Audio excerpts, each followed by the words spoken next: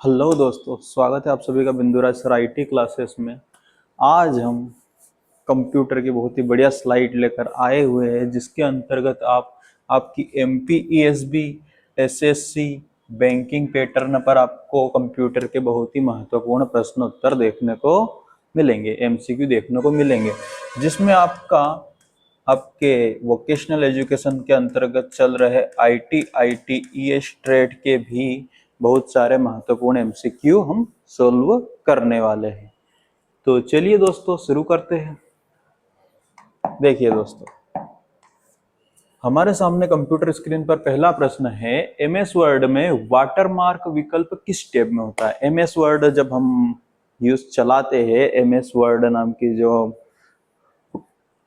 Document बनाने के लिए जिस प्रोग्राम का यूज करते हैं, तो उसमें वाटरमार्क किस विकल्प में होता है। आप सभी समझते हैं, पहले तो बात सुनिए, वाटरमार्क होता है क्या। वाटरमार्क जो आपका डॉक्यूमेंट रहता है उसमें उसके पिछले हिस्से में बैकग्राउंड में दिखाई देने वाली एक धुंधली सी इमेज होती है, उसको हम कहते हैं वाटरमार्क। आपने देखा होगा आपके हम लगा देते हैं, जो हमारे बैनर वगैरह रहते हैं उन पर कुछ ना कुछ वाटरमार्क लगा रहता है।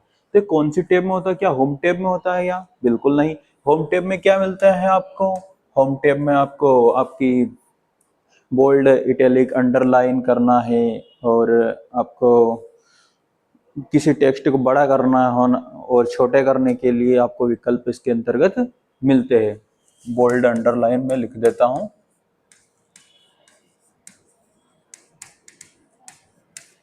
इस प्रकार के विकल्प आपको इसमें मिलेंगे। इंसर्ट में क्या मिलेगा आपको, इंसर्ट में हम पेज नंबर इंसर्ट कर सकते हैं, टेबल इंसर्ट कर सकते हैं, इस प्रकार के कॉलम या इस प्रकार के ऑप्शन आपको इसके अंतर्गत मिलने वाले हैं। इसमें आप इमेज इंसर्ट कर सकते हैं, तो ये भी आपको उत्तर नहीं होने वाला, ना तो होम टैब होगा ना ही इंसर्ट टैब होगा। डिजाइन टैब बिल्कुल सही उत्तर होने वाला है। डिजाइन टैब के अंतर्गत ही आपके वाटर मार्क को हम ऐड करते हैं किसी भी डॉक्यूमेंट में। व्यू टैब में क्या होता है, व्यू टैब में आपका व्यू कैसे किस प्रकार का हमारा दिखाई देना चाहिए पेज, उस पर आधारित है। तो समझ में आ गया होगा दोस्तों। चलिए नेक्स्ट स्लाइड पर चलते हैं। अगला प्रश्न है हमारे सामने, यूएसबी 3.0 पोर्ट की पहचान आमतौर पर किस रंग से की जा सकती है।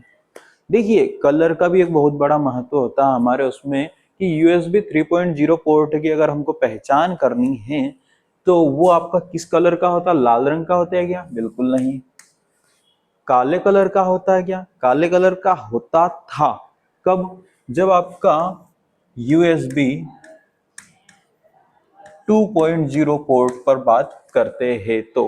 परंतु अब हमारा जो है यूएसबी 3.0 पोर्ट हो गया है जो अपडेट होकर के, तो वो किस कलर का होता है, वो आपके नीले रंग का होता है, याद रख लीजिएगा। पीले कलर का बिल्कुल नहीं, इसका ऑप्शन नहीं है।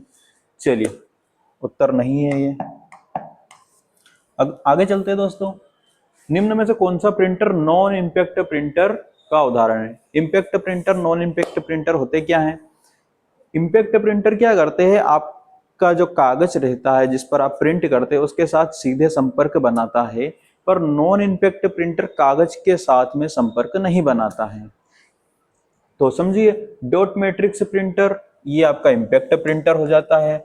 इसमें डॉट डॉट डॉट इस प्रकार से, जैसे कि आपको कोई डी लिखना है तो आपका डी इस प्रकार से लिखाया जाता है, डॉट डॉट डॉट डॉट। और ये क्या है, कागज पर हमर करता है, प्रहार करता है।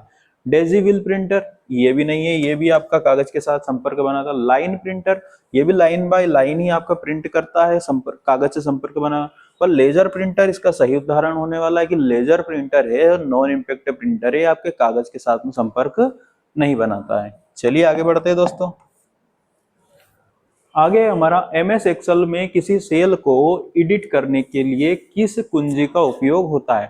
देखिए, जब हम एमएस एक्सेल जो स्प्रेडशीट बनी रहती है आपकी, इस प्रकार से सेल जानते हो आप सभी, आपका इस प्रकार से जो है स्प्रेडशीट बनी रहती है, ये जो खड़ी लाइन रहती है इनको क्या कहा जाता है, इनको कहा जाता है कॉलम, और जो आड़ी लाइन रहती है इनको क्या कहा जाता है, आपकी रो कहा जाता है। क्या कहा जाता है, रो। और इनके इंटरसेक्शन पॉइंट, जैसे ये कॉलम है और ये रो है, तो इनका इंटरसेक्शन पॉइंट ये मान के चलो, तो इसको क्या कहेंगे हम? सेल कहेंगे। क्या कहेंगे दोस्तों?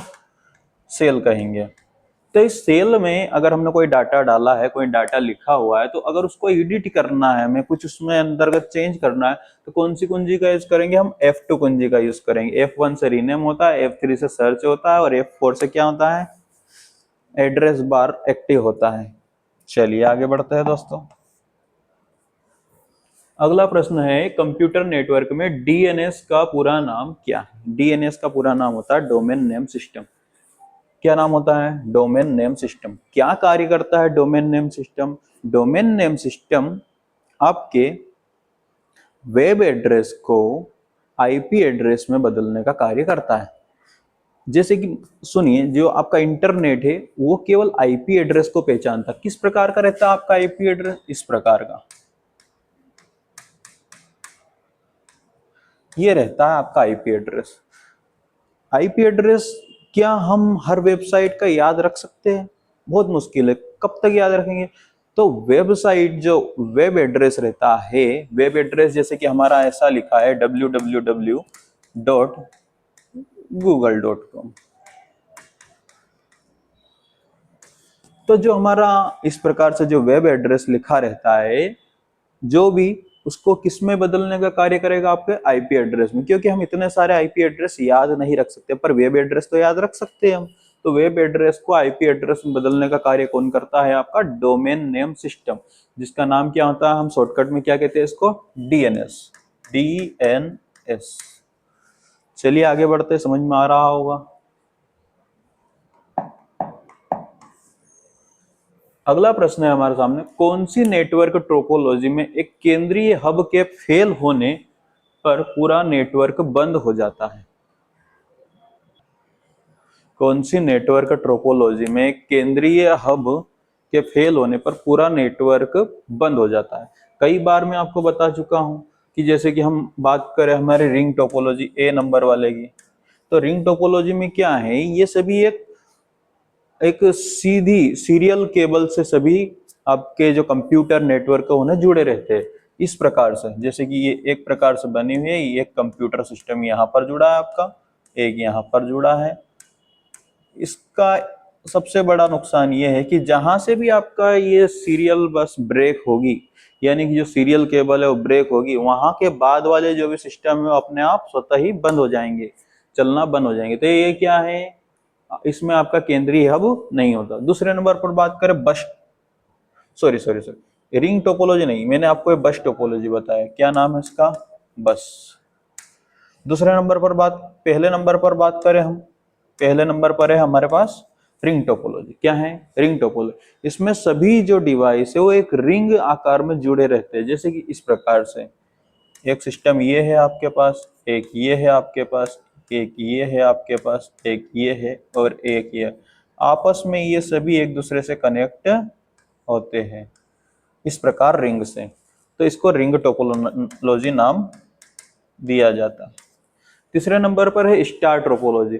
तो यही आपकी एक केंद्रीय हब रखने वाली नेटवर्क टोपोलॉजी किस प्रकार की रहती है समझ लीजिए। सी नंबर वाली आपकी, इसमें क्या होता है? एक बीच में जो एक सिस्टम रहता है जिसको हब कहा जाता है। क्या कहा जाता है? हब। लिख देता हूं, एक मिनट।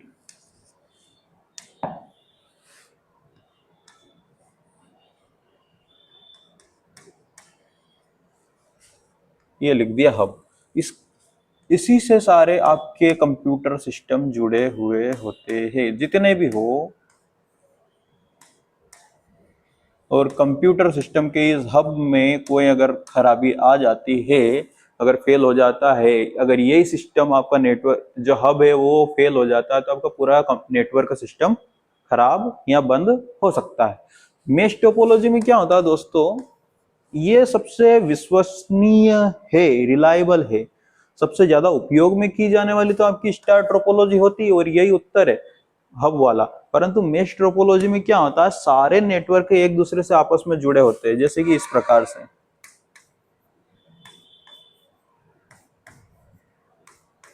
कैसे? ये देखो, इस प्रकार से तो जुड़े है ही सही। इनको भी ऐसे भी जोड़ सकते हैं हम,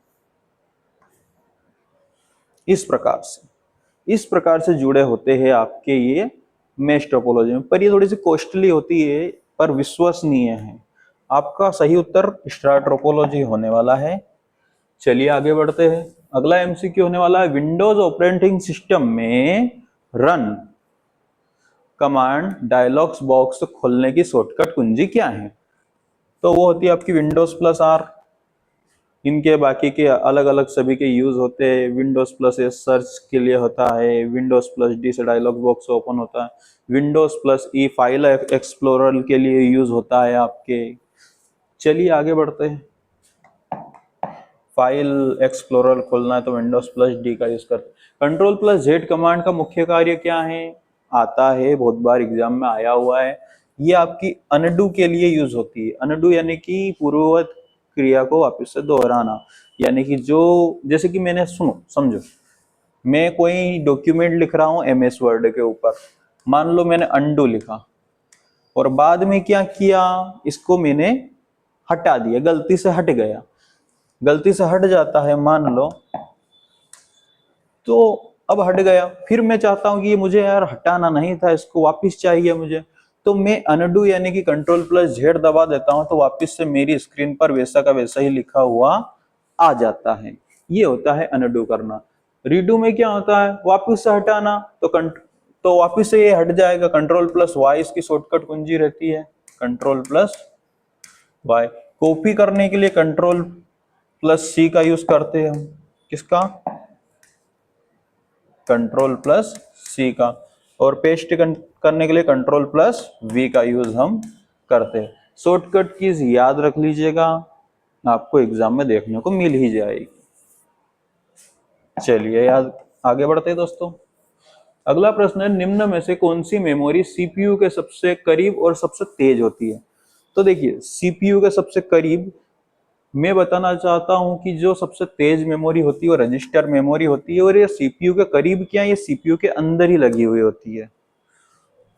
और सीपीयू से अगर थोड़ी सी तेज मेमोरी की बात करें तो कैश मेमोरी होती है, जो आपका जो डेटा है वो जो बार बार उपयोग होने वाला डेटा उसको स्टोर करने का कार्य करती है। रैम उससे थोड़ी सी धीमी होती है और रैम से धीमी होती है आपकी रोम। यानी कि सबसे फास्ट कौन सी होती है आपकी? Register memory. उससे धीमी हो जाएगी आपकी कैच मेमोरी। उससे धीमी हो जाएगी आपकी रैम, जिसको हम रैंडम एक्सेस मेमोरी कहते हैं। और उससे छोटी हो जाएगी रोम, रीड ओनली मेमोरी। इनके याद रख लीजिएगा, इसको क्या कहते हैं? Random access memory. और इसको कहते हैं रोम को रीड ओनली मेमोरी। क्या कहते हैं? Read only memory. इनके फुल फॉर्म याद रखिएगा। और उत्तर सबसे तेज मेमोरी का पूछा जाए आपसे तो रजिस्टर होती है।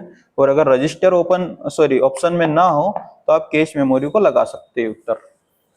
चलिए, हार्ड डिस्क की गति किसमें मापी जाती है? तो हार्ड डिस्क की जो गति है वो आपकी आरपीएम, रिजोल्यूशन पर मिनट, रिजोल्यूशन पर मिनट में मापी जाती है। MHz mega hertz, giga hertz, इसमें आपकी सीपीयू की गति को मापा जाता है। GBps ये आपकी नेटवर्क की स्पीड मापने की होती है। और गीगाबाइट पर सेकेंड। और ये DPI आपके प्रिंटर वगैरह की गुणवत्ता मापने के काम आती है। डॉट्स पर इंच, क्या नाम होता है इसका? डॉट पर इंच।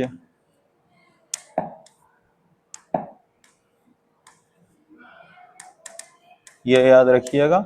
और इसका गीगाबाइट पर सेकेंड, ये रिजोल्यूशन पर मिनट, और इसको कहते हैं मेगाहर्ट्ज। मेगाहर्ट्ज में आपकी सीपीयू की गति मापी जाती है। चलिए आगे बढ़ते हैं। अगला है, इंटरनेट पर सुरक्षित संचार के लिए किस प्रोटोकॉल का उपयोग किया जाता है? आप सभी को कई बार बता चुका हूं, इसका नाम है HTTPS, hyper text transfer protocol secure. ये जो एस है ना, यही काम का है, यही मेन है। वैसे तो हाइपर टेक्स्ट ट्रांसफर प्रोटोकॉल होता है, परंतु hyper text transfer protocol secure हमसे जब इंटरनेट पर सुरक्षित संचार की बात की जाए, जिसमें हम हमारा जो बैंक डिटेल्स से संबंधित कार्य करते हैं, कोई ओटीपी, बैंक डिटेल हो गया, ओटीपी से संबंधित है, पासवर्ड है, तो वो HTTPS, टेलनेट भी होता है। FTP का यूज हम इंटरनेट पर फाइल डाउनलोड या अपलोड करने के लिए करते हैं। हाइपर टेक्स्ट ट्रांसफर प्रोटोकॉल, इसका नाम क्या होता है? Hyper text transfer protocol. और इसका क्या नाम होता है? Hyper text transfer protocol secure. आगे बढ़ते हैं। आगे ईमेल में BCC का पूर्ण रूप क्या होता है? BCC का पूर्ण रूप होता है ब्लाइंड कार्बन कॉपी। क्या नाम होता है? Blind carbon copy. क्या कार्य करता है blind carbon copy? Blind carbon copy जो रहता है, एक पता, मतलब जिसके द्वारा हम जिसको भी मेल करते हैं, हमारा जो ईमेल रहता है, उसके पास एक साथ कई व्यक्तियों को, जैसे कि हमें मेल करना है और हमें हमारा नाम पता सामने वाले तक नहीं पहुंचाना है, तो BCC का यूज हम करते हैं। और अगर हमें हमारा नाम, हमारा जो ईमेल एड्रेस अगर सामने वाले को पहुंचाना है, तो हम CC का यूज करते हैं, कार्बन कॉपी का। याद रख लीजिएगा। आगे बढ़ते हैं। आगे MS पावर पॉइंट में प्रेजेंटेशन को शुरुआत से चलाने के लिए कौन सी कुंजी दबाते हैं? अगर आपको MS पावर पॉइंट में प्रेजेंटेशन को शुरुआत से चलाना, एकदम शुरू से, फर्स्ट स्लाइड से, तो हम यूज करते हैं F5 कुंजी का। किसका?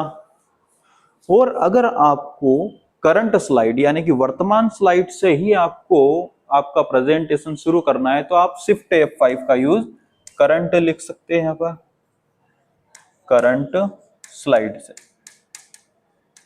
और ये क्या होता है? फर्स्ट स्लाइड से। करंट स्लाइड का मतलब क्या दोस्तों? जिस स्लाइड पर हम है वहीं से अगर हमें शुरू करना है तो शिफ्ट F5 का यूज, और F5 से हम फर्स्ट स्लाइड से चला सकते हैं। F11 जनरली हमारा लिब्रे ऑफिस राइटर में स्टाइल के लिए होता है। चलिए आगे बढ़ते हैं। ओपन सोर्स ऑपरेटिंग सिस्टम का सबसे अच्छा उदाहरण कौन सा है? विंडोज 11। ये आपका कमर्शियल है। कमर्शियल का मतलब होता है इसका प्रीमियम लेना पड़ता है, बाई करना पड़ता है। मैक OS ये भी आपका एप्पल का है, ये माइक्रोसॉफ्ट का है। विंडोज 11 ये मैक OS आपका एप्पल का द्वारा है। लिनक्स आपका ओपन सोर्स ऑपरेटिंग सिस्टम है, यानी कि इसको हम इंटरनेट से फ्री ऑफ कॉस्ट यूज कर सकते हैं। MS-DOS ये आपका जनरली इसको हम ऐसी प्रीमियम लेकर इस चलाते हैं। आगे बढ़ते हैं। अगला है 1 गीगाबाइट में कितने मेगाबाइट होते हैं? 1 गीगाबाइट में कितने मेगाबाइट होते हैं? तो वो आप सभी को पता होगा, 1024 MB के बराबर आपका होता है। चलिए आगे बढ़ते हैं। दोस्तों समझ में आ गया होगा आपको, 1 गीगाबाइट 1 GB में आपका 1024 MB होता है। और मैं कई बार आपको इनकी मेमोरी की यूनिट बता चुका हूँ कि जो सबसे छोटी यूनिट रहती है वो आप सभी को पता क्या होती है? सबसे छोटी यूनिट बिट, 1 बिट। चलो थोड़ा सा बता ही देता हूं, क्या रहती है सबसे छोटी? 1 बिट। और वैसे ही आपका 8 बिट से मिलकर क्या बनता है?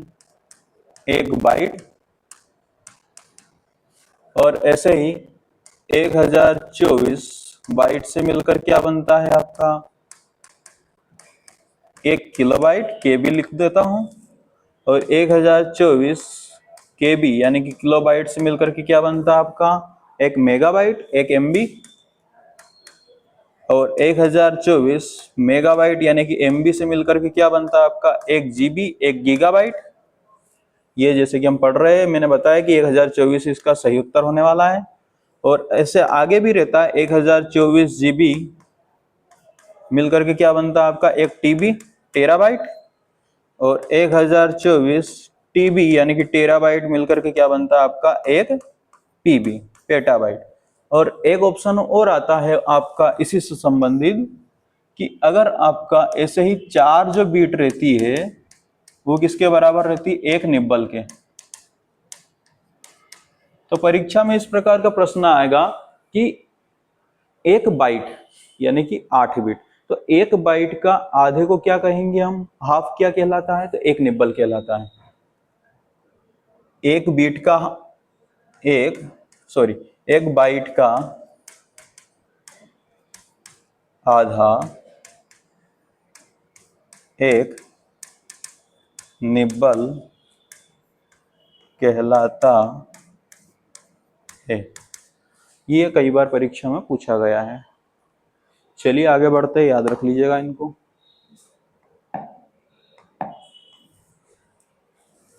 अगला प्रश्न है दोस्तों, कीबोर्ड में शिफ्ट, कंट्रोल और अल्ट को कौन सी कुंजियां कहा जाता है?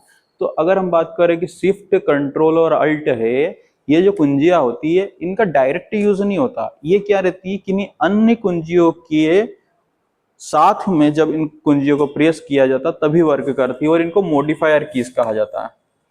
क्या कहा जाता है? Modifier keys. जैसे आप कंट्रोल ए, कंट्रोल सी इस प्रकार से भी करते हो, और शिफ्ट के साथ में यूज करते हो बहुत सारी कीज को। अल्ट F4 का यूज आप कंप्यूटर सिस्टम को शट डाउन करने के लिए करते हो। इसी प्रकार आपका फंक्शन कीज क्या रहती है, आपकी F1 से लेकर के F12 तक होती है, जिनकी मैंने आपको एक क्लास अलग से प्रोवाइड करवा दी है सभी कुंजियों के बारे में।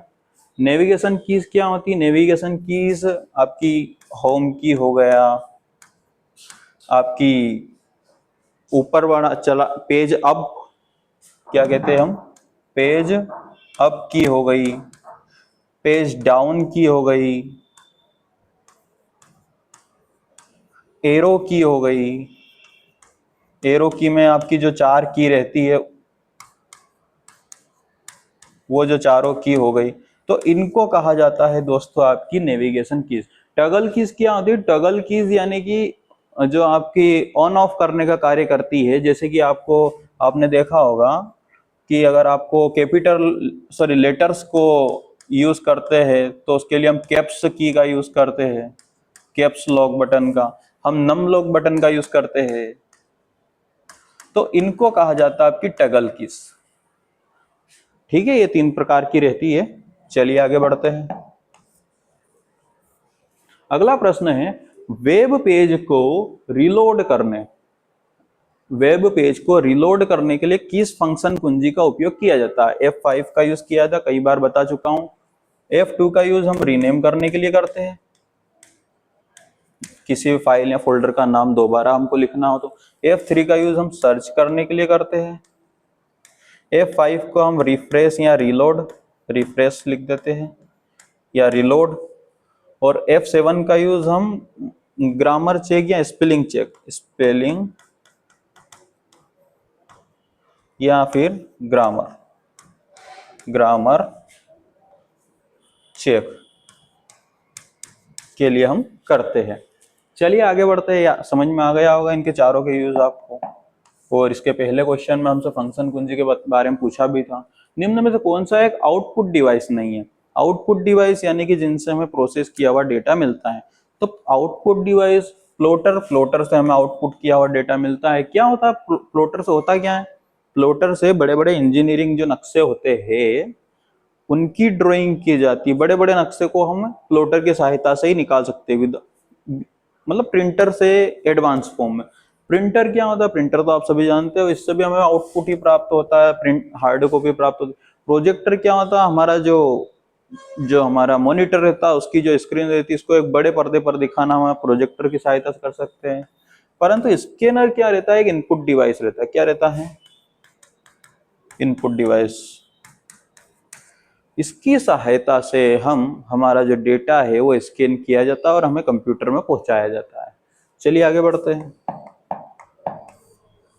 अगला है दोस्तों, वह सॉफ्टवेयर जो कंप्यूटर को वायरस और मेलवेयर से बचाता क्या कहलाता है? वायरस से बचाने का कार्य कौन करता है? एंटीवायरस करता है। ऑप्शन नंबर सी सही उत्तर है।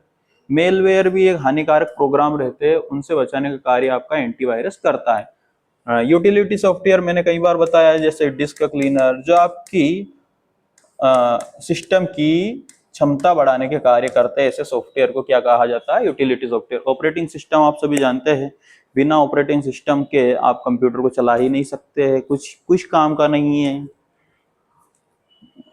हार्डवेयर डिवाइस और सॉफ्टवेयर डिवाइस आपस में इंटरेक्ट ही नहीं हो पाएंगे। ऑपरेटिंग सिस्टम के बिना हम कंप्यूटर सिस्टम से इंटरेक्ट नहीं हो पाते।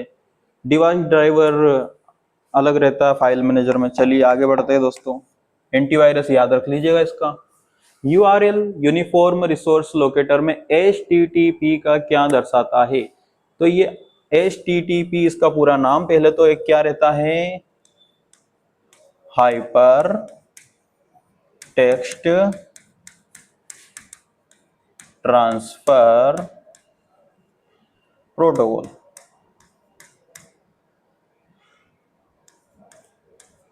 तो आपको समझ में आ गया होगा कि क्या होता है HTTP। ये होता है प्रोटोकॉल। क्या होता है? प्रोटोकॉल।